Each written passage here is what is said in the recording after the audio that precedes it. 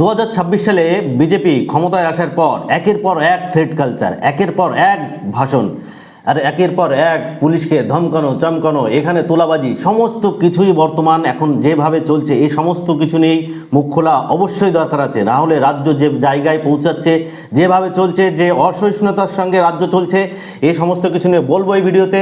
শেষ পর্যন্ত সঙ্গে থাকুন। নমস্কার, আমি সমিত, প্রাইম বাংলায় আপনাদের স্বাগত জানাচ্ছি। একটা জিনিস বুঝতে হবে, এই পার্টিটা 2026 সালে রাজনীতিতে আসার আগে, মানে সরকারে আসার আগে যত প্রতিশ্রুতি দিয়েছিলেন, যেভাবে মানুষের দরবারে গিয়েছিলেন, সেই সমস্ত কিছু আজকে যদি আমরা রিইমাজিন করে দেখি তাহলে একটা জিনিস দেখতে পারবেন, তাদের যে বিনম্রতা, তাদের যে মানুষের সঙ্গে থাকা, সেই সমস্ত কিছু দেখেই তো মানুষ তাদেরকে ভোট দিয়েছে। সেই প্রতিশ্রুতিগুলোই মানুষ বিশ্বাস করে নিয়েছিল। মা বোনদের থেকে শুরু করে সমস্ত জাতি ধর্ম বর্ণ নির্বিশেষে এই পার্টিটাকে সাপোর্ট করেছেন এবং তারা আমরা দেখেছি হাজার হাজার লাখ লাখ পরিযায়ী শ্রমিকও ভিডিও করেছে, কত ভিডিও দেখেছি। তারাও এই রাজ্যে এসছেন, এই বিজেপি পার্টিটাকে জিতিয়ে এই জায়গায় নিয়ে এসছেন। কিন্তু তারা এই রাজ্যে আসার পরে তারা কি কথা বলছেন? যাদবপুরের সর্বোপরি মুখোপাধ্যায়কে দেখেছেন যে সারা রাত্রে ধরে যাদবপুরের তাণ্ডব চালাবো। পীযূষ কানোরিয়া রাজারহাট নিউ টাউনের এমএলএ, তিনি পুলিশকে ওপেন রোড ধমকাচ্ছেন। চারিদিকে যে তোলাবাজি চলছে, যে তোলাবাজি, তার বিজেপির রাজ্য সভাপতি সমীক ভট্টাচার্য নিজে বলছেন যে এই তোলাবাজি আমরা রুখতে পারছি না। তারা এটা অকপটে স্বীকারও করছেন। বর্তমান মুখ্যমন্ত্রী শুভেন্দু অধিকারী মহাশয় যেভাবে বিরোধী দলদের আটকানোর চেষ্টা করছেন, যেভাবে বিরোধী দলদের হ্যান্ডিক্যাপ করার চেষ্টা করছে, এর তীব্র নিন্দা জানাতেই হয়। অগ্নিমিত্রা পাল থেকে শুরু করে বিজেপির যতগুলো রাজনীতিবিদ আছে, যার নাম নেবেন, যেদিক থেকে নেবেন, এই বাংলার লেজেন্ড সুভাষচন্দ্র বসুকে পর্যন্ত তারা ছাড়েনি। যেভাবে দিনের পর দিন তারা আক্রমণ করেছে, যে ভাষায় লেজেন্ডকে আক্রমণ করেছে, এই ভাষার তীব্র নিন্দা জানাতে হয়। বেসিক্যালি এই পার্টিটা আগে যে কথা বলেছিলেন আর এসে এখন যেটা করছেন, এটা মানুষের জন্য শুভ নয়, একটা সুস্থ গণতন্ত্র নয় এটা। এর তীব্র নিন্দা আমরা জানাচ্ছি। মানুষকে বুঝতে হবে, মানুষকে আরও সজাগ হতে হবে। শুধু এই ধমকানো চমকানো বা বড় প্রতিশ্রুতিতে আমরা আগেও বিশ্বাস করে দেখেছি। এই পার্টিটাকেই বিশ্বাস করেছিলাম, এই সরকারে আসার আগেই এই পার্টিটাকে বিশ্বাস করেছিলাম তারা একটা সুস্থ গণতন্ত্র দেবে। হচ্ছে কি কিছুই তার সম্পূর্ণ বিপরীত। তারা তাদের প্রতিশ্রুতি এখনো পর্যন্ত কোনো কিছুর ইমপ্লিমেন্ট হয়নি। এ রাজ্যে কি হবে, কি হতে চলেছে, বা কি ইমপ্লিমেন্ট করলে বা মানুষের স্বার্থে কি চলতে পারে, মানুষের স্বার্থের জন্য কি করা হবে, সে সমস্ত কিছুই আজকে অতীত। এখন তারা কি বলছেন? তারা চারিদিকে যে ধমকানো শুরু হয়েছে, অ্যাকচুয়ালি কি বলুন তো, এই ক্ষমতা এমন একটা জিনিস, যাদের মাথায় ক্ষমতা চড়ে বসে না, তারা এই জিনিসটাকে নিজের ওন প্রপার্টি ভেবে নেয়। বিজেপি পার্টিটাও ঠিক পশ্চিমবঙ্গকে নিজের ওন প্রপার্টি ভেবে নিয়েছে, আর তারা যেটা বলবেন, যেভাবে চলবেন। আমার মনে হয় কি জানেন তো, এই পার্টিটা একটু হিন্দি, এই পার্টির নেতা নেত্রীরা একটু হিন্দি সিনেমা একটু বেশি দেখে। দিলীপ ঘোষ মহাশয় বলছেন যে আমরা যে এই মমতা ব্যানার্জি এই ভাতা দিয়ে দিয়ে অভ্যাস খারাপ করেছে, তিনি কি দান খয়রাতি দিচ্ছিলেন? অগ্নিমিত্রা পাল মহাশয় এই যে গরিব দুস্থদেরকে তিনি যেভাবে আক্রমণ করেছেন, যেভাবে যে ভাষায় তাদের সঙ্গে কথা বলেছেন, তাদেরকে উৎখাত করার চেষ্টা করেছেন, তারপরে মিডিয়া হাইলাইটস হওয়ার পরে তিনি আবার সেটা নিয়ে রিগ্রেট ভিডিও করেছেন। রিগ্রেট ভিডিও কী টাইপের? যদি বড় কোনো বিজনেস, বড় কোনো শিল্পপতি এই রাজ্যে আসে, কলকাতার বুকে আসে, এই যে যদি ফুটপাতে গরিব ভিক্ষুক তাদের দেখে, তাহলে কি ইম্প্যাক্ট পড়বে, কি ইমপ্রেশন পড়তে পারে? আপনার রাজ্যে কোনো শিল্প আসতে গেলে আপনাকে কত জায়গা দেখাবো, উন্নত কান্ট্রিগুলো দেখাবো, লন্ডন, ইউরোপের যতগুলো কান্ট্রি আপনি দেখবেন, আমেরিকার যতগুলো কান্ট্রি দেখবেন, সমস্ত জায়গায় ভিক্ষুকরা আছে। সেখানে বিজনেস যাচ্ছে না, সেখানে বড় রিয়েল এস্টেট তৈরি হচ্ছে না। এই সমস্ত কথা কি বলুন তো, বললাম না যে এই পার্টিটা বেসিক্যালি হিন্দি সিনেমার ওই কনসেপ্টের উপর বেশি বিশ্বাসী, বেশি হিন্দি সিনেমা দেখে ফেলেছে। ওই জন্যই সুপার বাইক চালিয়ে অকপটে যা ইচ্ছা তাই রাস্তার মাঝখানে দাঁড়িয়ে পীযূষ কানোরিয়া পুলিশ অফিসারকে ধমকাচ্ছেন। এখনও তো আবার দেখে নিন, এই পার্টিটা একসময় কি বলতো যে শিক্ষার সঙ্গে রাজনীতি মেশানো চলবে না, শিক্ষা কেন্দ্রে কোনো রাজনৈতিক জায়গা নয়, শিক্ষার জন্যেই।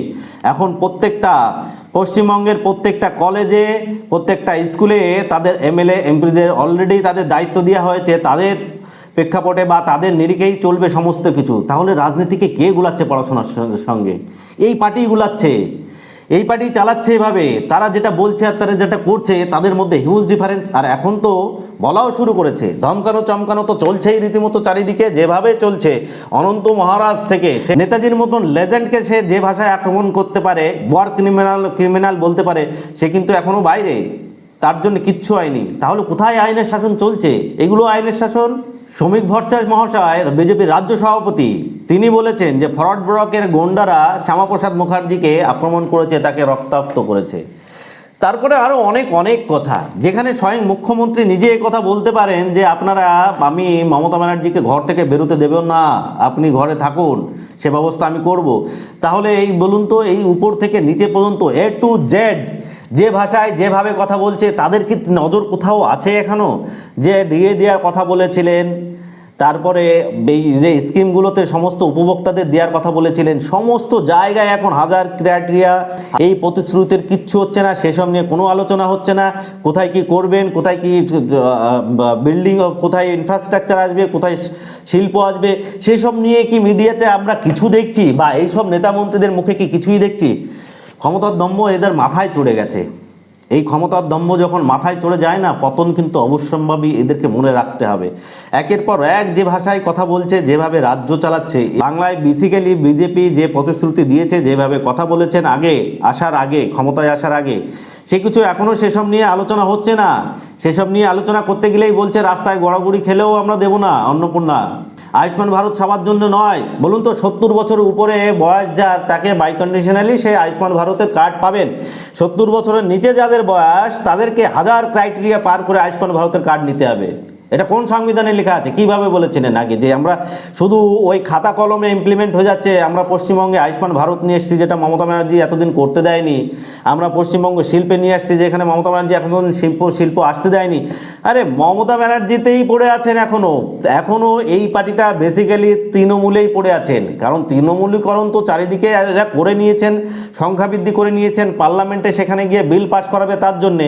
কিন্তু এখনও সেই বিরোধী শূন্য করার তাগিদে পড়ে আছেন। রাজ্যের উন্নতির জন্য এখনো এরা কিছুই বলছে না, বা রাজ্য উন্নয়নের জন্য কিছু তারা ভাবছে না।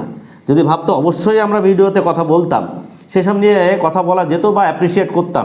হচ্ছে কি সেসব? আপনারা বলবেন, এই সাধারণ জনগণই বলবেন, আমার কমেন্ট বক্সে অবশ্যই বলবেন আপনাদের মতামত কী এ বিষয়ে। আর যেভাবে দল ভাঙানো হলো, যেভাবে দল ভাঙিয়ে নিয়ে আসা হলো, তাহলে বদলালো কি? পরিবর্তন কি হলো? মানুষ তো সেই পরিবর্তনই চেয়েছিল। মানুষ চেয়েছিল যে এই সাম্রাজ্যের পরিবর্তন হোক, পরিবর্তন আসুক, পতন হোক। সেই পরিবর্তন করে লাভটাই কি হলো? এই তো সেই তৃণমূলের সেইগুলো, কিছুই কি লাভ হলো? বরঞ্চ আরও দিন দিন যে জায়গায় পরিস্থিতি যাচ্ছে, সে জায়গায় এটা খুব শুভ নয়, পশ্চিমবঙ্গের গণতন্ত্রের জন্য শুভ নয়। না তো বিরোধী থাকতে দিচ্ছে, যে কজন বিরোধী আছে তাদেরকে পিছনে, এই যে ঋতুব্রতকে পিছনে লেলিয়ে নিয়ে ঘুরে বেড়াচ্ছে। দিল্লিতে গিয়ে 20 জন 22 জন বা এমপি ভাঙিয়ে নেওয়া হলো তাদের বিল পাস করানোর জন্য। যদি পরিবর্তনে হতো, এটাই কি আসল পরিবর্তন হয়েছে? এটাই কি ডবল ইঞ্জিন? সেই তো ইঞ্জিন চলছে, সেই পুরনো ইঞ্জিনেই চলছে। তাহলে ডবল ইঞ্জিন কোথার থেকে চলে আসলো? আর ডবল ইঞ্জিন কাকেই বা এক্সপ্লেন করছে এই সরকার, সেটা আমার ভাষায় আমি বুঝতে পারছি না। আপনাদের জানা থাকলে, আপনার বুঝে থাকলে অবশ্যই কমেন্ট বক্সে জানাবেন। যে ডবল ইঞ্জিন বারবার বলছে যে এই ডবল ইঞ্জিন সরকার অনেক কিছু করবে। এই যে ডবল ইঞ্জিন, একটা জিনিস মনে রাখতে হবে, ট্রেনের দুদিকে যদি ইঞ্জিন থাকে আর দুদিকে দু ইঞ্জিন যদি ছুটতে থাকে, তাহলে ওই মাঝখান থেকে কিন্তু ফেটে বেরিয়ে যাবে। এটাও এই সরকারকে মনে রাখতে হবে। পার্টস অফ জোকস, বাট এটাই সত্যি। এই যে ডবল ইঞ্জিন যখন দুমুখ হয়ে চলতে থাকবে, তখন কিন্তু সেই ইঞ্জিন আর ইঞ্জিন থাকবে না। এখন সেই জায়গায় পৌঁছাচ্ছে, যে ইঞ্জিন এখন চালাতে চাইছে এই সরকার, সেই ইঞ্জিন চলার মতন অবস্থায় নেই। দেখুন, একটা জিনিস খুব আমরা বুঝে নিই, খুব সহজ ভাষায় বুঝে নিই। বিজেপি একটা আঞ্চলিক পার্টি নয়, একটা ন্যাশনাল পার্টি, এবং কেন্দ্রে তারা আছেন, দীর্ঘদিন ধরে আছে। এবার এই বিজেপি পার্টি যখন নতুন কোনো রাজ্যে আসে, এই পার্টির বাগডোরটা কিন্তু সেই দিল্লির হাতেই থাকে। এখন মানুষের বোঝার সময় এসছে, এই পার্টিটা ক্ষমতার দম্ভে চুর হয়ে, তারপরে শুভেন্দু অধিকারী মহাশয়ের মতন একজন ব্যক্তি যদি সিএমের পোস্টে বসে তিনি এই কথা বলতে পারেন, তাহলে আমাদেরকে এখন বুঝে নিতে হবে নেক্সট 5 বছর, সবই তো এসছে, এখনও 5 বছর চলবে। এই নেক্সট 5 বছর আমাদের জীবনে আরও কী হতে চলেছে আর কীভাবে, এখন দেখেছেন তো, মূল্যবৃদ্ধি, পরিবর্তন ভালো লেগেছে তো, অনেকবার শুনেছি আমরা এটা, টিভি স্ক্রিনে, মোবাইলে অনেকবার শুনেছি। হ্যাঁ, এই যে পরিবর্তন এখন ভালো লাগছে আমাদের, এই যে চাল, ডাল, গম, এভরিথিং, E20, এটা নিয়ে একটা ভিডিও করব আপনাদের। যে একটা কোম্পানি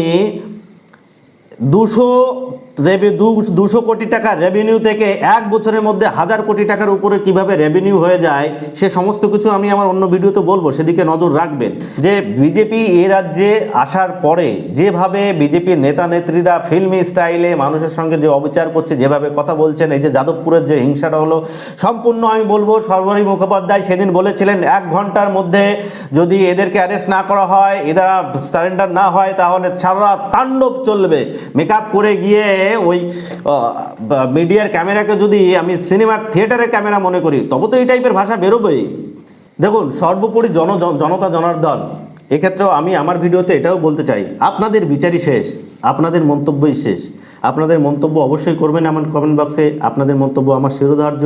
আর আমি এই টাইপের ভিডিও করব, এই টাইপের মুখ আমি খুলব।